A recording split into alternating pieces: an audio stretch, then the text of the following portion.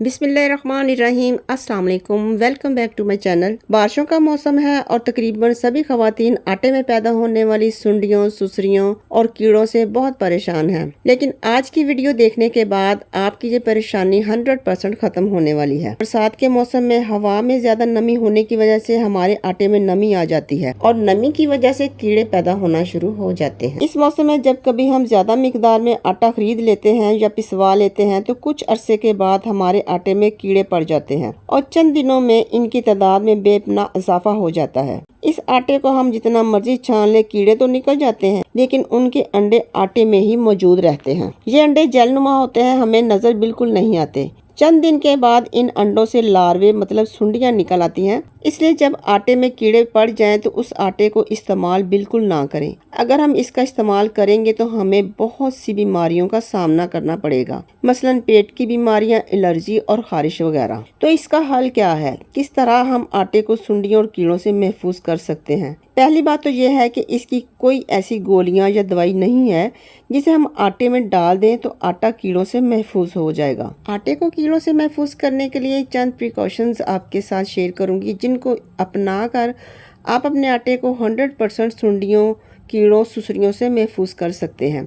इसके अलावा कुछ होम रेमेडीज़ आपके साथ शेयर करूंगी जिनको इस्तेमाल करके आप आटे को कीड़ों से बचा सकते हैं। फर्स्ट ऑफ ऑल मैं आपके साथ हिफाजती तदाबीर शेयर करूंगी। आटा खरीदते वक्त और आटे को पिसवाते वक्त हमें किन बातों का ख्याल रखना चाहिए? अगर तो आप आटा चक्की से पिसवाते हैं तो आटा बहुत ज्यादा ना पिसवाएं। अपनी फैमिली के अकॉर्डिंग 1 हफ्ते का आटा पिसवाएं, जब खत्म हो जाए तो दोबारा पिसवा लें। इसके अलावा जब हम आटा चक्की से पिसवाते हैं तो वो आटा काफी गर्म होता है, उसे कंटेनर में डालने से पहले ठंडा करें।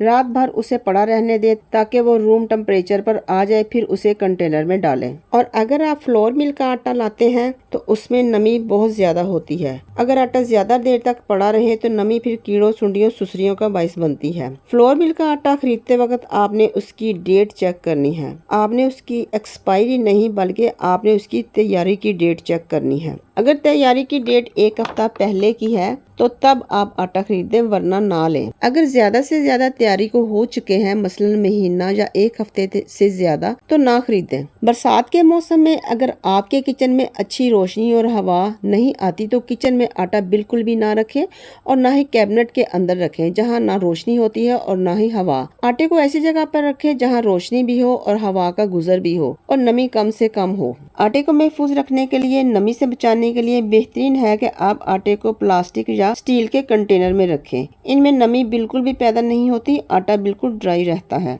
आपने लकड़ी के कंटेनर इस्तेमाल नहीं करने, प्लास्टिक और स्टील के बेहतरीन रहते हैं। कंटेनर में आटा डालने से पहले देख लें कि इसमें पहले से आटा मौजूद तो नहीं। अगर है तो उसे निकाल लें और उसे पहले इस्तेमाल कर लें। फिर कंटेनर को अच्छी तरह से वॉश करें। वॉश करने के बाद उसे धूप लगवाएं। अगर धूप नहीं है तो उसे सारी रात पंखे के नीचे रखें ताकि वो अच्छी तरह से खुश्क हो जाए।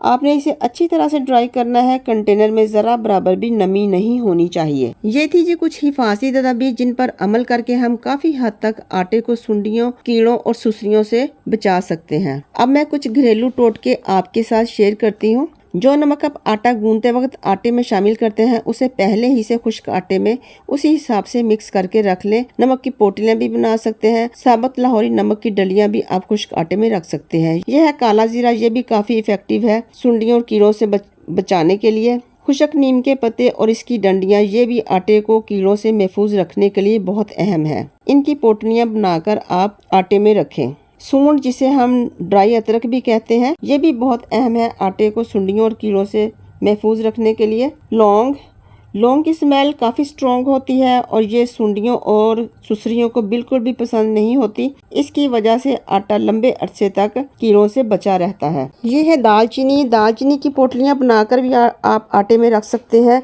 लहसुन को छीलकर टिश्यू पेपर में लपेटकर किसी छोटे बाउल में रखकर फिर आटे में रखें। इसकी खुशबू भी कीड़ों को बिल्कुल पसंद नहीं आती और इस तरह आपका आटा जो है लंबे अरसे तक महफूज रहता है। तेज़पात भी आटे को कीड़ों से महफूज रखता है। इसके अलावा आप गोल लाल मिर्च को भी आटे में रख सकते हैं। आप चाहें तो इनकी पोटली बनाकर रखें या वैसे ही 10 या 15 गोल मिर्चें आटे में डालकर आटे को मिक्स कर दें। माचिस की डिब्बी को भी आटे में रख सकते हैं और कड़ी पत्ते भी आप पोटली बनाकर आटे में रख सकते हैं। इन सब चीज़ों से आटा लंबे अरसे तक सुंडियों, कीड़ों और सुसरियों से महफूज रहता है। सभी चीज़ें इफेक्टिव है। आप इनमें से कोई सी चीज़ भी अपने आटे को कीड़ों से महफूज करने के लिए इस्तेमाल कर सकते हैं, जो आपको आसानी से मिल जाए। मैं जिस चीज़ का इस्तेमाल करूँगी अपने आटे को महफूज करने के लिए वो है लौंग और तेजपात। आपने एक मलमल का या लॉन का कपड़ा लेना है। कपड़ा किसी कलर का भी हो, बस बारीक होना चाहिए। अब आपने इसके पीस कर लेने हैं। पहले मैं लौंग की 3 पोटलियां बनाऊंगी। मेरा आटा 10 किलो है, इसलिए मैं 3 पोटलियां बनाऊंगी। आप अपने आटे के अकॉर्डिंग पोटलियां बनाएं। अगर आपका आटा ज्यादा है तो ज्यादा पोटलियां बनाएं। इसी तरह मैं 3 पोटलियां तेजपात की बनाऊंगी। अब सब पोटलियां रेडी हो गई हैं। इसी तरह आप नमक, काले जीरे, दालचीनी और नीम के पत्तों की पोटलियां बनाकर आटे में रख सकते हैं। अब मैं आपको बताती हूँ कि आपने इन्हें आटे में किस तरह से रखना है। ये देखिए जी, ये हमारा आटा कल का आया हुआ है और अब ये बिल्कुल ठंडा हो चुका है। हम अपनी गंदम का आटा पिसवाते हैं और ये मैंने 10 किलो आटा पिसवाया है। जब ये आया था ये काफी गर्म था और साथ ही मैंने आटे वाली बाल्टी को भी कल से धोकर रखा हुआ है और अब ये बिल्कुल ड्राई हो चुकी है। अब मैं आटे वाली बाल्टी में सबसे पहले पैंदे में 2 पोटलियां रखूंगी, एक लौंग की पोटली और दूसरी तेजपात। इसके बाद तकरीबन आधा आटा मैं कंटेनर में डाल दूंगी। आधा आटा डालने के बाद फिर से एक लौंग की पोटली और एक तेजपात की पोटली आटे में रखूंगी। फिर बाकी का जो आटा है वो सारा कंटेनर में डाल दूंगी। अब इसके ऊपर फिर से मैं एक लौंग की पोटली और एक तेजपात की पोटली रखूंगी। इन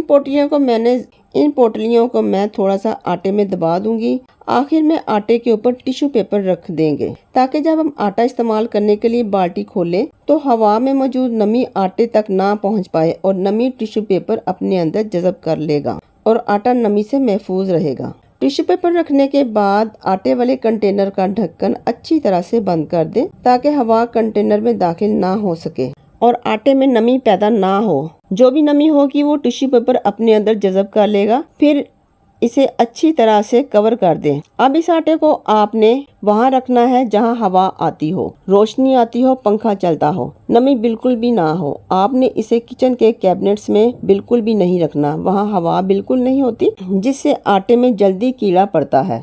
जितनी जगह हवादार होगी हमारा आटा खराब होने से महफूज रहेगा और सुंडियों और कीड़ों और सुसरियों से भी बचा रहेगा। तो ये थे जी बरसात में आटे को महफूज करने की हिफाजती तदाबीर और घरेलू टोटके। आज की वीडियो अगर आपको थोड़ी सी भी पसंद आई है तो वीडियो को लाइक और शेयर जरूर कीजिए। अगर आप मेरे चैनल पर फर्स्ट टाइम आए हैं तो चैनल को सब्सक्राइब करना बिल्कुल मत भूलिए और बेल आइकन को प्रेस जरूर कीजिए ताकि मेरी आने वाली वीडियो का नोटिफिकेशन आपको सबसे पहले मिले। तो खुश रहिए, खुशियाँ बांटिए। मिलते हैं जी नेक्स्ट वीडियो में। अल्लाह हाफिज।